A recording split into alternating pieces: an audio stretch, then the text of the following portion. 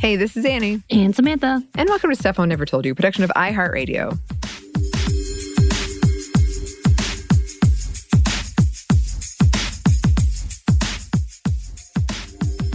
And today we have a Halloween edition of Book Club.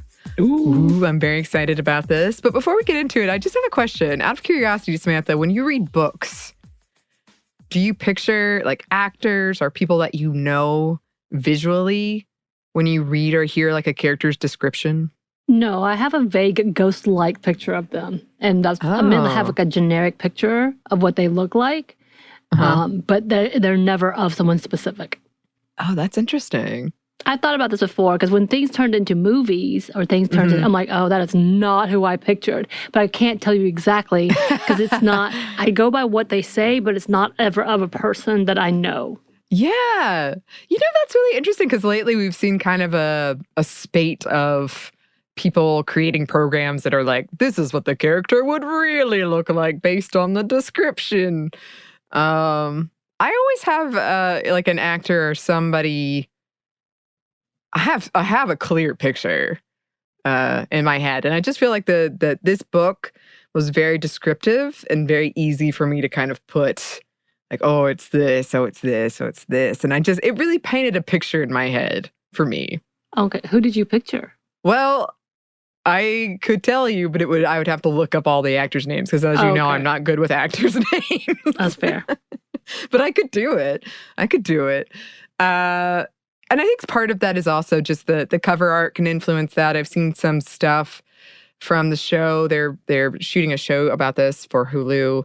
So some of that can influence it. I remember like when Harry Potter came out, I had such a strong, like in my brain, who everybody looked like, that when the movies came out, I kind of almost had like, a breakdown is too strong of a word, but it was like a war in my brain of like, who do they actually look like? And they sort of all kind of came together and created a composition of both, which was really interesting. But I can still remember, at least for a lot of the big characters, what they looked like in my head versus who was actually cast. So I just always find that interesting when people tell me like, oh, I always thought this character would look like this person or this person or this person.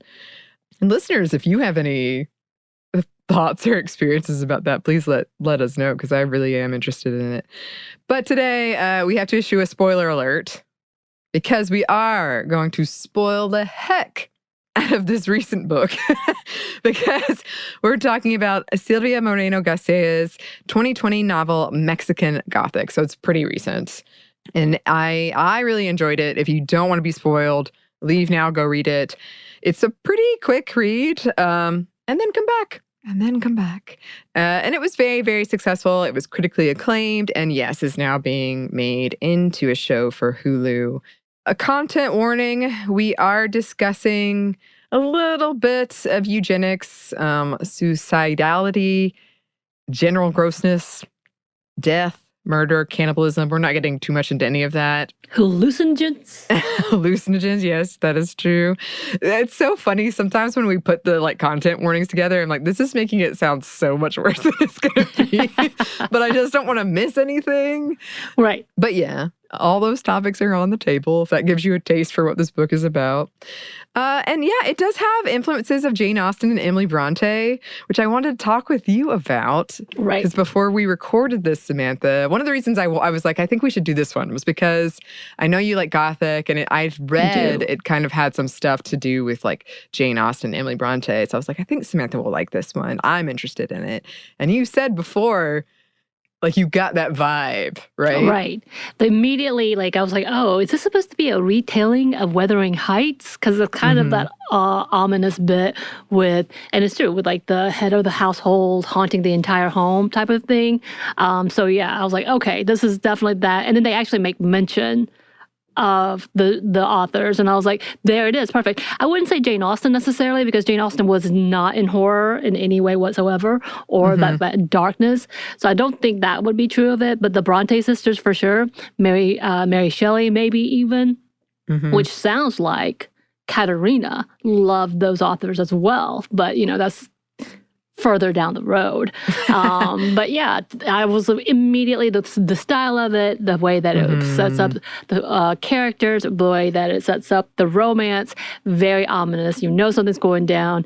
You know she's walking in thinking everything's fine, and they're like, oh, nothing's okay. And it's a trap. Like, that's the entirety of the thing.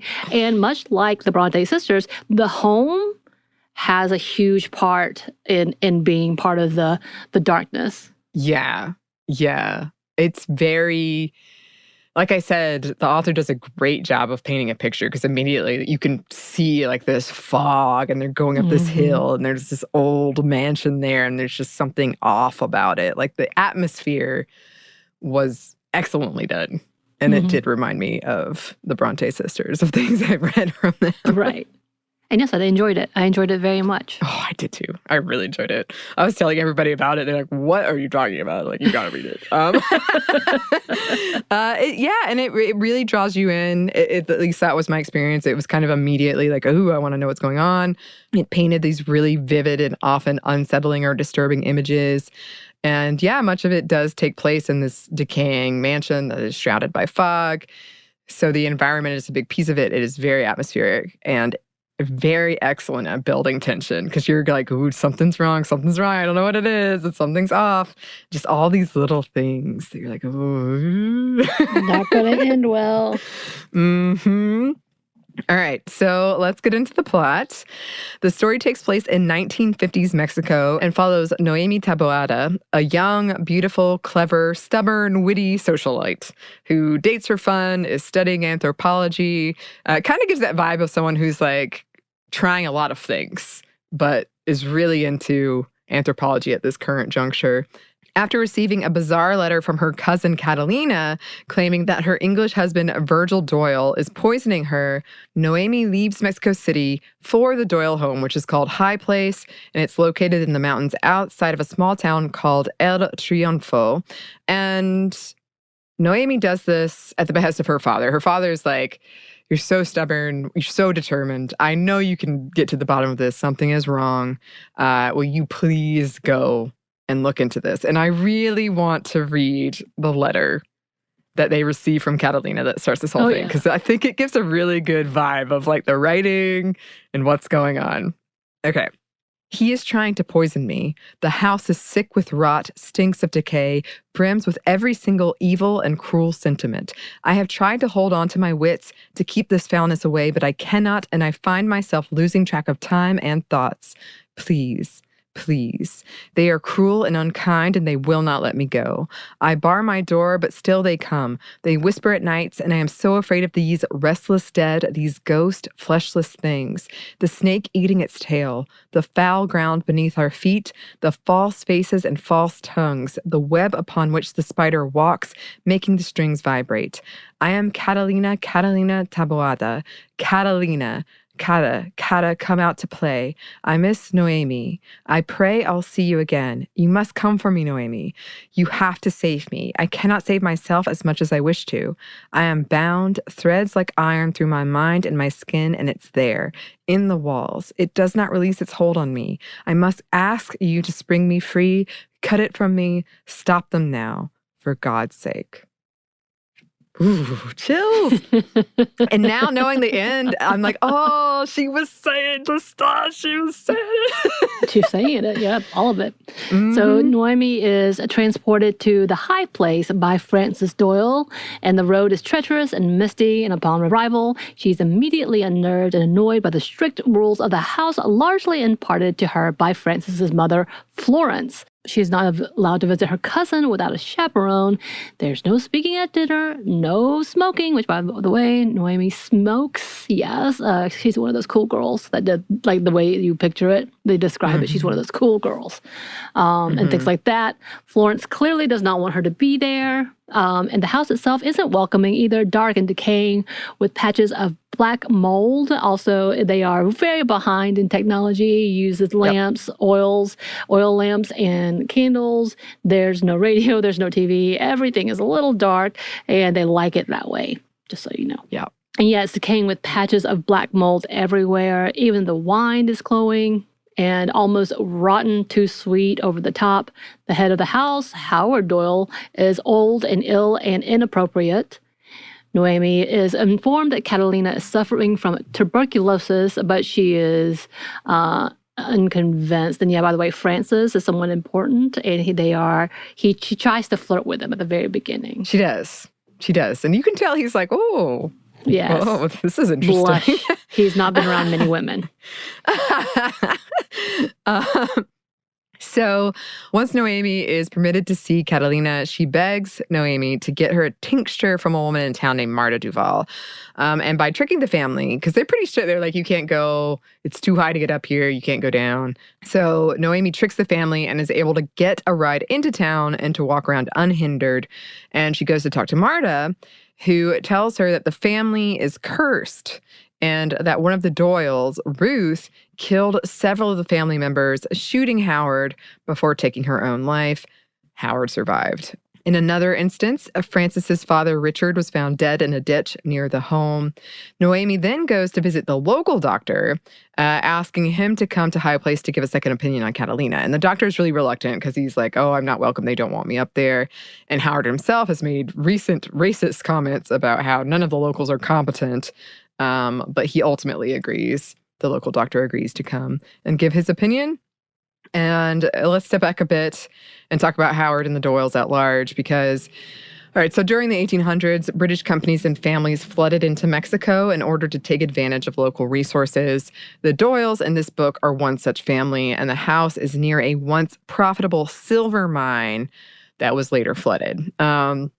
There's this cemetery on the property with some of the bodies of people who died working in the mine.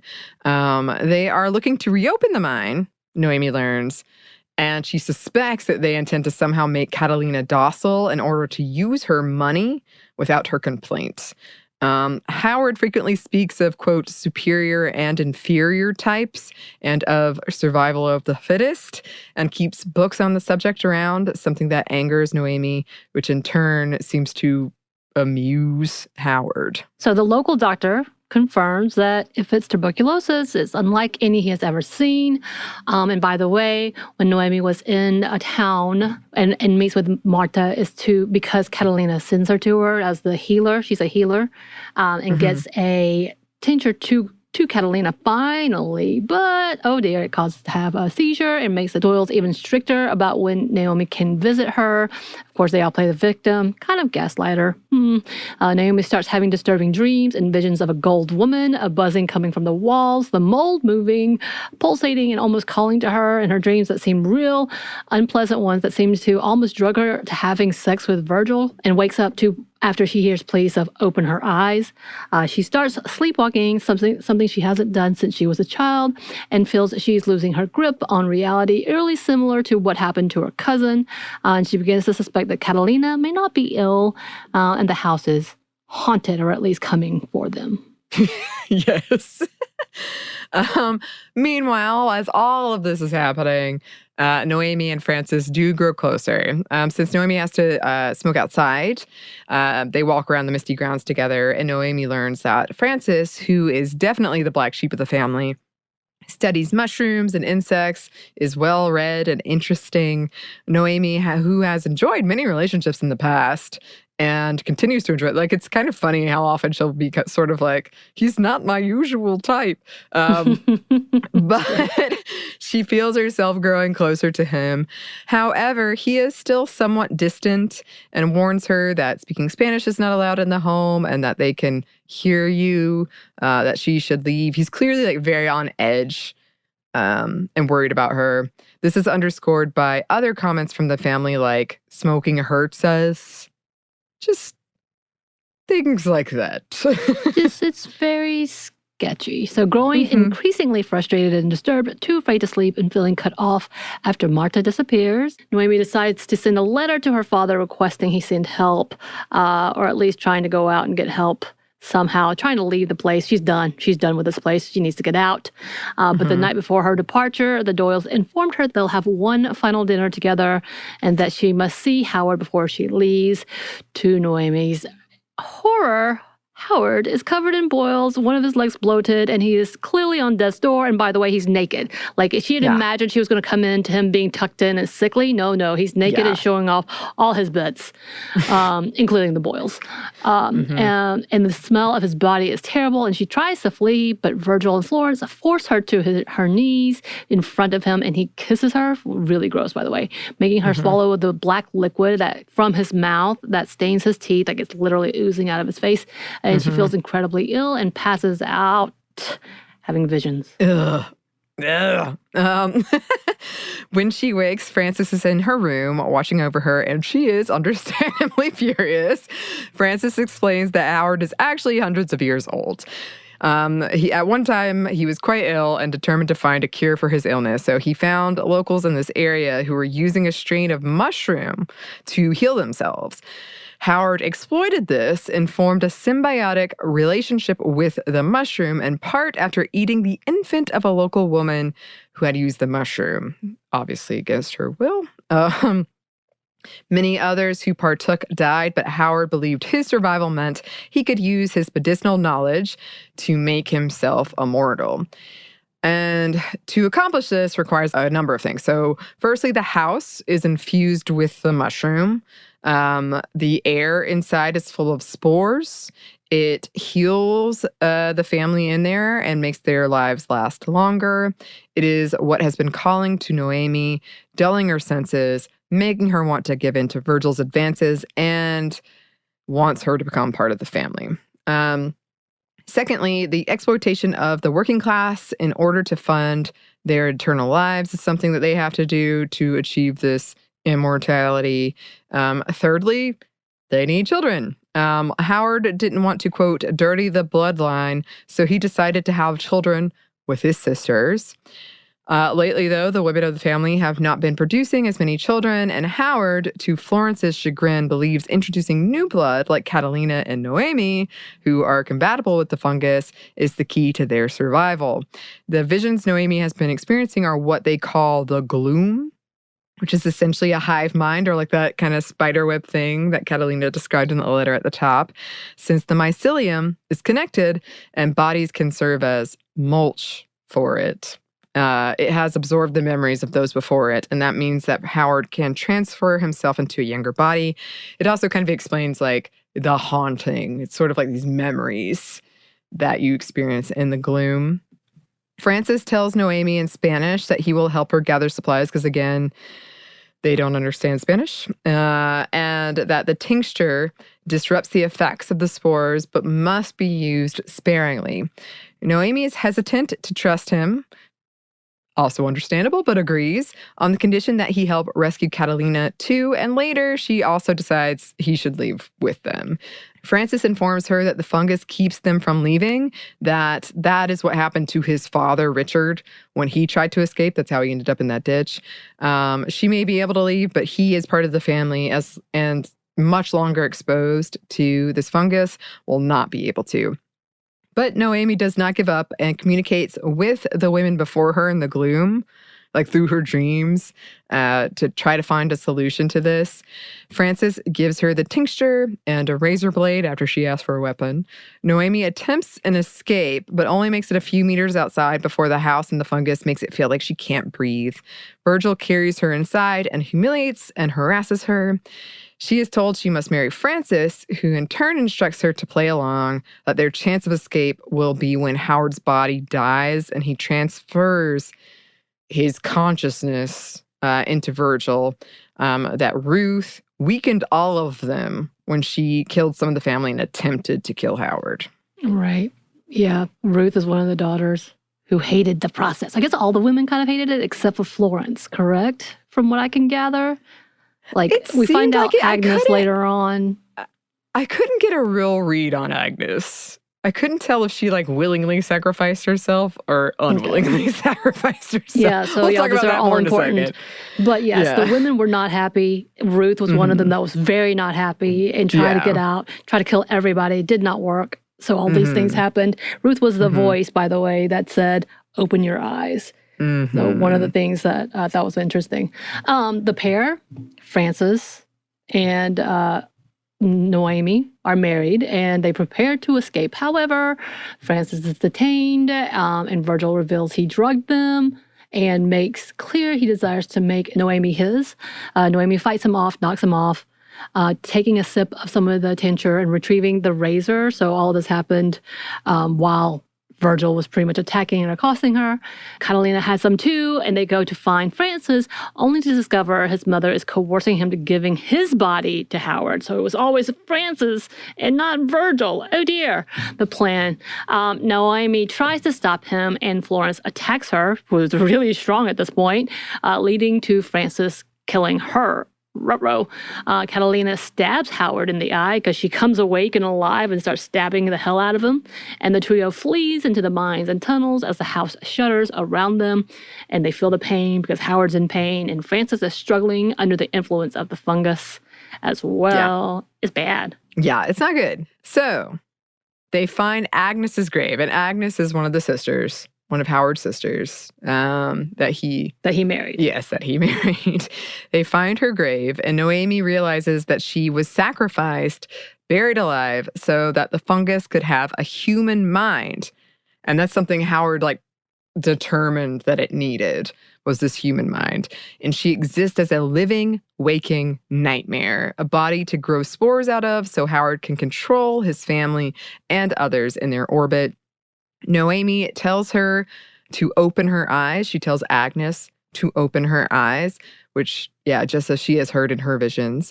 Virgil reveals that he always intended for Howard to die and now wants to truly take his place because, Virgil has just appeared. And he wants to use Catalina and Noemi for children. Just like Howard, Catalina stabs Virgil in the eye, and Noemi sets the body of Agnes on fire. All the mushrooms start to burn, and the trio escapes down the mountain. They are carried forward by the local doctor, though Francis takes several days to wake. When he does, he reveals he has a dream of High Place in better condition than ever, that he is locked in and unable to escape its opulence. They also kind of question, if you burn mushrooms, a lot of times mushrooms grow better out of the ashes, which also gave me goosebumps. It's uh-oh. But anyway, Noemi tells him it was just a dream and promises to take him to Mexico City where they can be together. The end? The end. It was ominous ending. I was like, okay.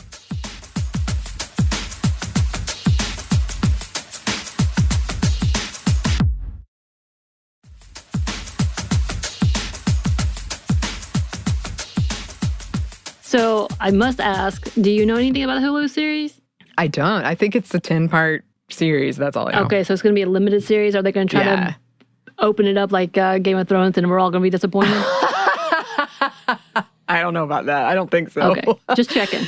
But it was definitely, to me, it felt like there was room for a sequel. And this is a recent book, so...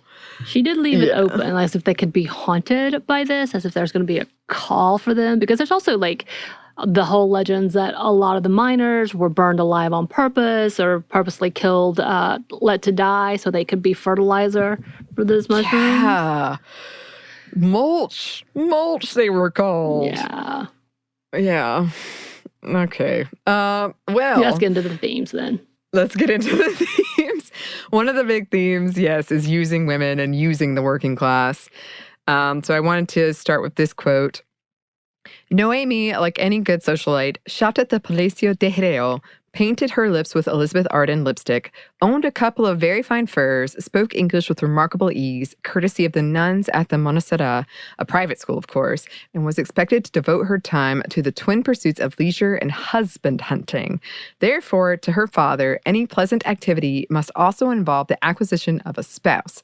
That is, she should never have fun for the sake of having fun, but only as a way to obtain a husband, which would have been fine and well if father had actually liked Hugo, but Hugo was a mere junior architect, and Noemi was expected to aspire higher. So, I want to include that because this is right in the beginning. Hugo is this guy she's attracted to. She's hanging out with at this costume party in the beginning. And I feel like this quote is a really good example of a lot of things we talked about in Persuasion. But, this idea you have to get a husband, that's your whole goal. You have to get a good husband of good standing. But this whole book was sort of the horror of that. This whole book was, Catalina did that and now she's trapped in this living nightmare where she's basically just a shell of her past self and someone to use for money so that they can open their mind again. And they're trying to do that to Noemi as well. And also just someone you use to procreate, to get children. Mm-hmm. This is like, this whole statement of like, oh, you've got to find a good husband. That's your whole point in life. This book was like, well, okay, but look at the horror of that. Right. Well, also you have to remember the reason she came, yes, she wanted to save Catalina, but the bargain was that her father was going to let her go to the university to continue to study anthropology. Right. Mm-hmm. And the only way she could do this was by doing this favor.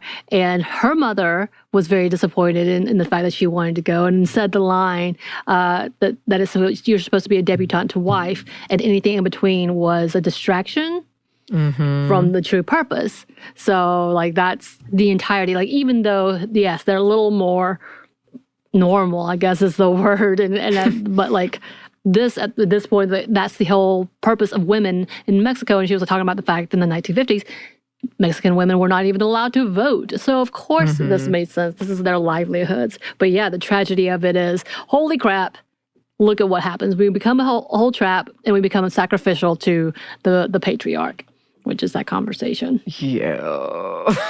Right. And this is the line, girls were supposed to follow a simple life cycle from debutante to wife.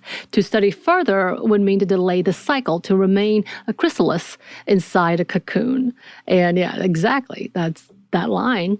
She was not cool either way to being just herself. Yeah. Yeah. And I think there was a part of me that when I was reading it, like, you never really get to see Catalina before she's induced to this state. But the way that Noemi describes her is she was a very vibrant woman. Kind. Very kind. Like, she was a very just lively, interesting person. And now you just see her and she's in bed and kind of like a very shell of herself. And Noemi, I felt, was a very, I thought, interesting hero. And I thought she was like, oh, she's funny, she's witty, she's charming. She's got these interests and faults and all this stuff. And I liked her a lot. And then to see her, like, again, I could be reading way too deep into this, but to see her kind of pulled into this marriage she did not want, which is what happened to a lot of women, and to hear you're going to be used for children and that's it, to see her reduced to that was like, oh, this is kind of what we were asking of women a lot at this time in marriages, was like, you make yourself smaller, you reduce yourself, and you are secondary to whatever the man, the head of the household, needs. Yeah. Here's another quote. Mr. Vasconcelos makes it very clear that the unattractive will not procreate. Beauty attracts beauty and begets beauty. It is a means of selection. You see, I am offering you a compliment. So this is by Howard, and he's being all creepy, which is often all the time. But that was throughout the book too, this kind of really reducing people to genetics. That's where this whole idea of like superior and inferior and genetics comes in. But it's just really gross. It's just really gross to hear them talk that way, and to know that this guy has lived 100 years and is really looking at it as just like, how can I prolong my life and the life of my family? How can you play a role in this? Right. And the thing is, like, I don't think it's just even his family. It's just his life. So he just needs to use the children for him to continue to live.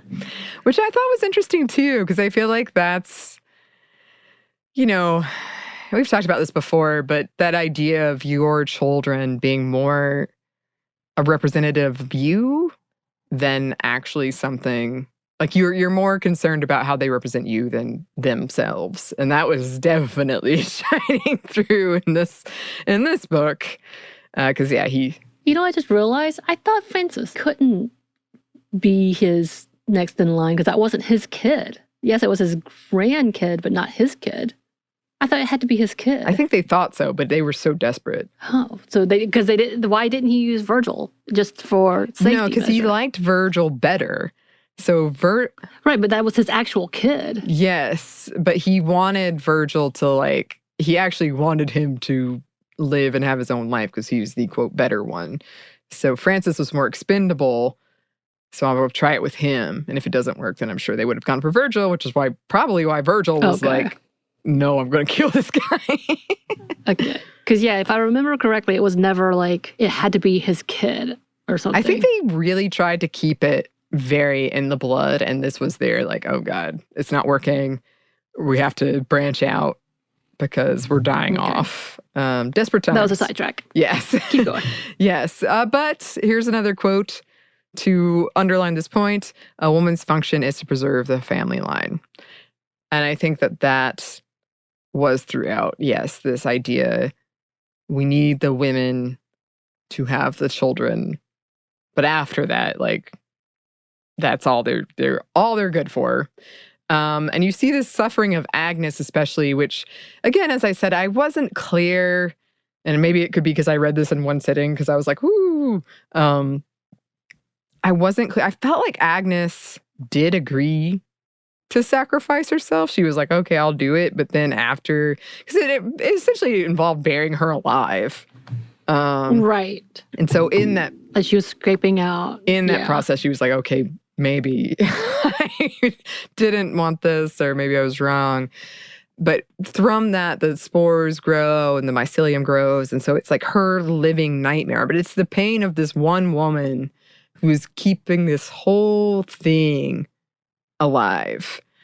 And she's having this nightmare. It's really pretty disturbing and descriptive of when you finally realize what's going on, and how it describes her as just this trapped woman who is just in this nightmare, and that's her whole existence.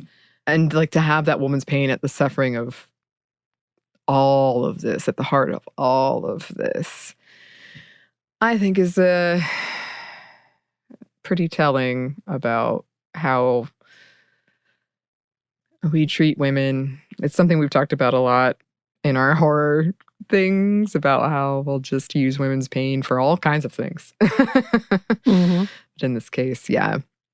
And then something else is definitely the suffering and expendability in the minds of this family of the working class, because the servants are seen as kind of test cases for this fungus, or either they are husk, they are literally servants that are living in the house that are just kind of hollowed out and controlled by this fungus.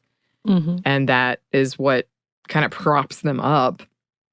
You got the miners, who are buried. So just using people in that cruel way and throwing them away.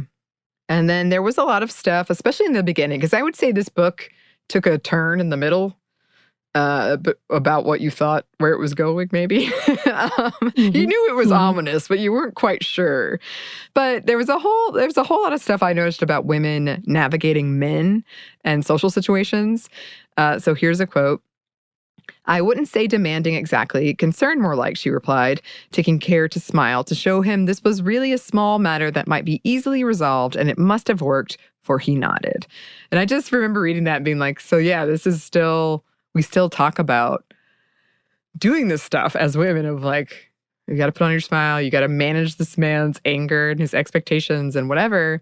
And, at first, when she first gets there, something's off, but she's still trying to be polite and still trying to get what she wants by managing these people. And you just see so many instances of her having to deal with real nonsense and having this fear of what will happen if she doesn't placate them. Right. She definitely has to control her temper. Often. Yes. Yes. And then there's another quote. "It bothered her to be thought of poorly. She wanted to be light. Perhaps this explained the parties, the crystalline laughter, the well-coiffed hair, the rehearsed smile. She thought that men such as her father could be stern and men could be cold like Virgil, but women need to be liked or they'd be in trouble.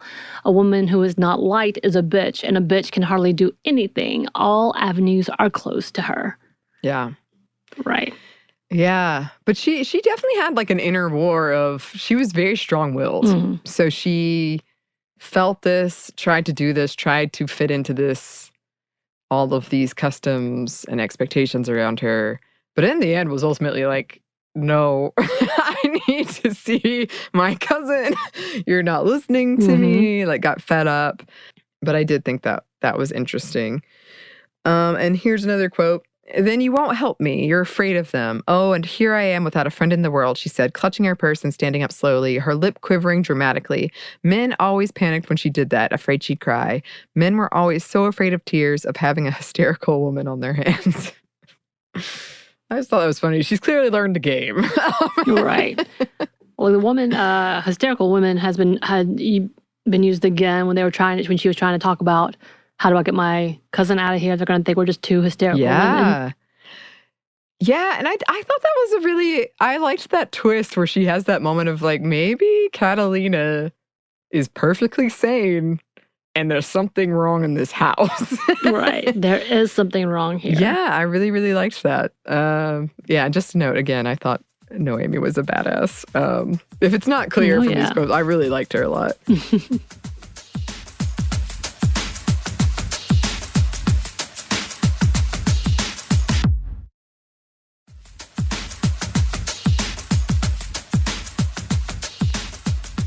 There was a lot of stuff that we've talked about before in horror of not believing women, dismissing women, gaslighting women. Here's a quote. I want you to go, Noemi. Virgil says she's been asking for you, she here being Catalina. Besides, I think this is a matter that may be best handled by a woman. It might turn out that this is nothing but exaggerations and marital trouble. It's not as if your cousin hasn't had a tendency toward the melodramatic. It might be a ploy for attention. In that case, why would Catalina's marital troubles or her melodrama concern us? She asked, though she didn't think it was fair that her father labeled Catalina as melodramatic. She'd lost both of her parents at a young age. One could expect a certain amount of turmoil after that. So this is early in the book where Noemi and her father are talking about whether or not Noemi should go visit Catalina. And I thought this was interesting where she's sort of immediately like defensive of Catalina. Like she's, oh no, I agree something's going on here. I don't think she's being melodramatic. Like maybe I don't want to deal with it. But she does become very protective of Catalina. She's a big defender of Catalina. She won't leave her behind. So I did like really seeing that where she was not ever like, oh, I think she has lost her mind, or oh, I think she was always thinking, oh, I remember how she was. This does not match with how I remember her. And I'm not going to just dismiss her. So I really liked that.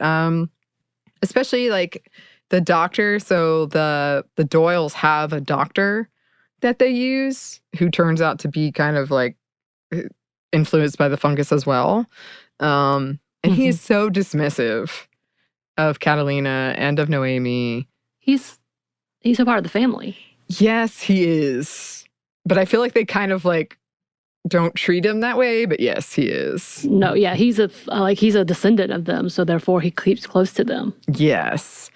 And he's incredibly dismissive. And you also see Virgil laughing at Noemi's suggestion of the psychiatrist, which was also racist because, yes, again, this was that whole through line with the Doyle family of like, oh, the locals could not possibly have a good therapist. That would be ridiculous. And then, like, when you see the blurring of dreams and reality and the gaslighting, because they knew what was going on. They knew what was happening to Noemi. Catalina went through the same thing. I don't think we said it, but Catalina tried to get away too. Mm-hmm.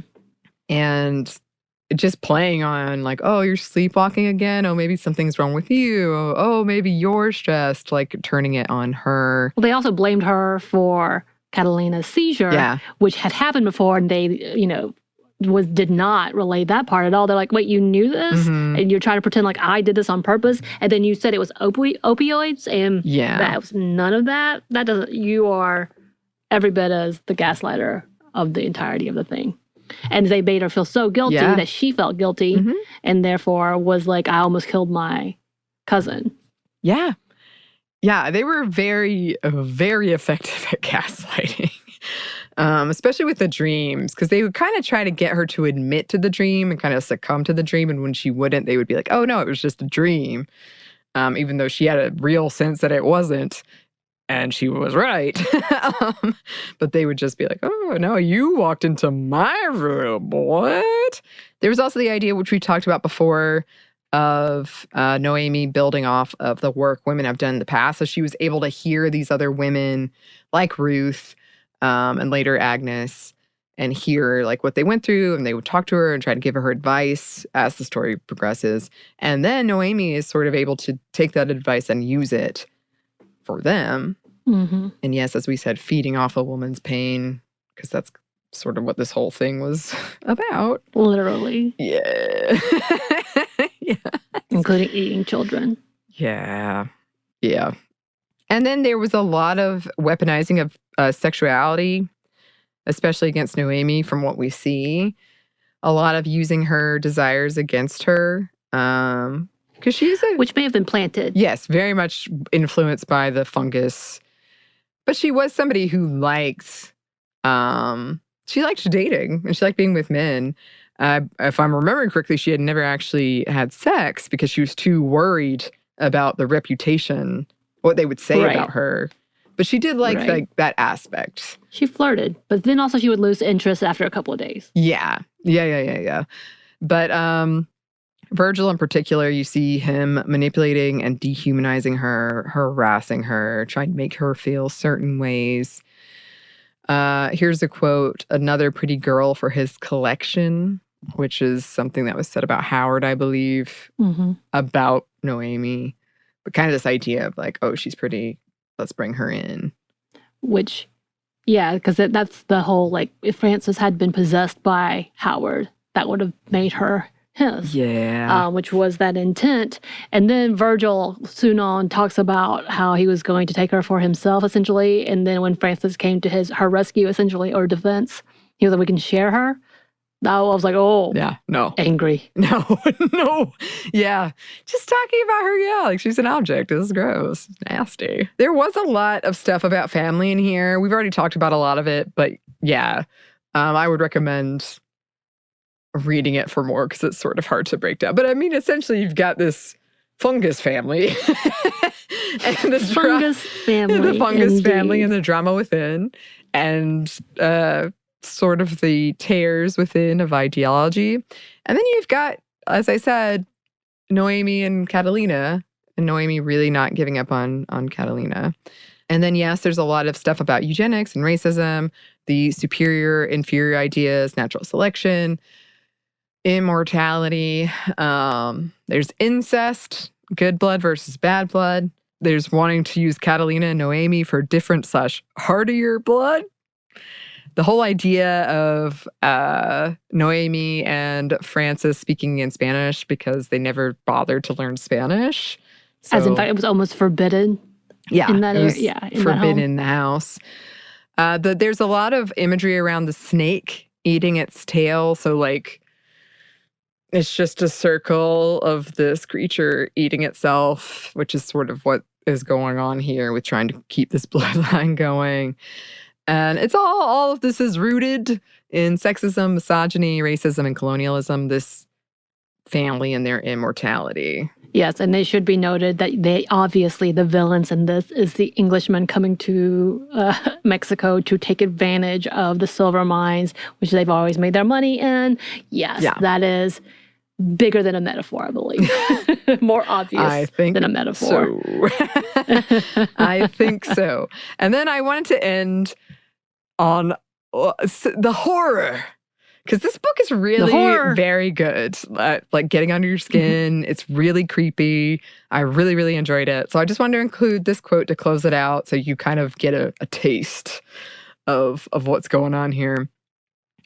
Next to Noemi, the wall had started to quiver, beating to the same rhythm as the Golden Woman.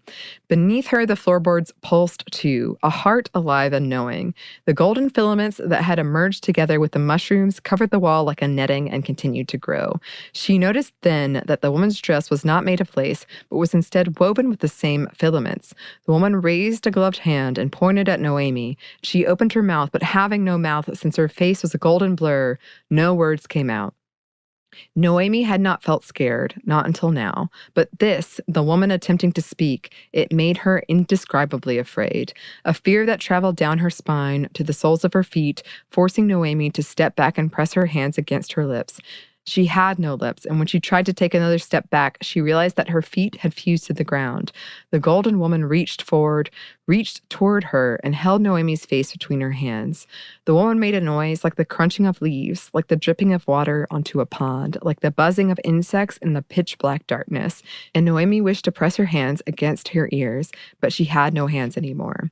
Noemi opened her eyes, drenched in sweat.